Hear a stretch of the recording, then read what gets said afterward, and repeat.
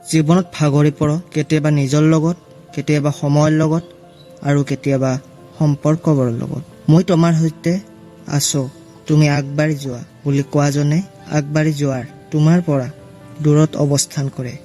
তেতিয়া বুজিবা যে তেওঁ কেতিয়াও তোমাৰ প্ৰতি শুভ চিন্তা নকৰে।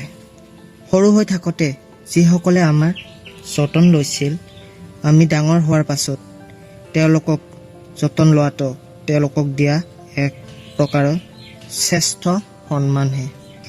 কিমান এনেকুৱা মানুহ আছে যিয়ে নিজৰ স্বাৰ্থৰ বাবে সকলোবোৰ কৰিব পাৰে। এনেধৰণৰ বন্ধু হৈ জীৱনলৈ আহে আৰু শত্ৰু হৈ মনত আঘাত দি আঁতৰি যায়।